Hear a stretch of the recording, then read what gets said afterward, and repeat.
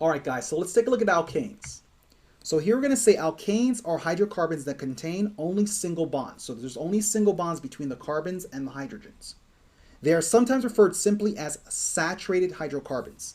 So saturated means that every single carbon has as many hydrogens as possible on it.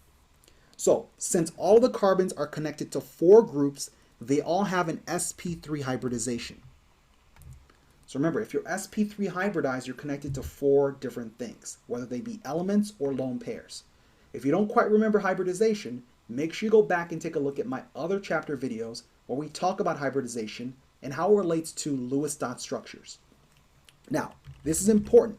Alkanes have a generic formula. Their generic formula is CnH2n plus 2, where N is the number of carbons. So here, remember, we said on the last page that the alkane prefix when you have two carbons is F. And because this is only single bonds between the carbons and hydrogens, it's an alkane, A-N-E. That's why the ending is ane. And if we use this formula here, ethane has two carbons in it. So N is 2. So if you work it out, it's C2H6. And that's ethane's formula. Here, if you have three carbons, we said that your prefix name was prop, and it's single bond, so it's an alkane. That's why the ending is ane.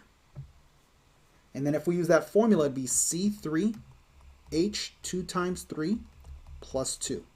So propane's formula is C3H8. So we can use this formula to determine, do we have an alkane or not? Do we have an alkene or an alkyne? Now that we've seen the basics in terms of this, we can take a look at what's going on in terms of figuring out the formula of a compound that's made up of only single bonds and 8 carbons. So I want you guys to attempt to name this example here. Come back and see how I answer it and compare your answer to my answer.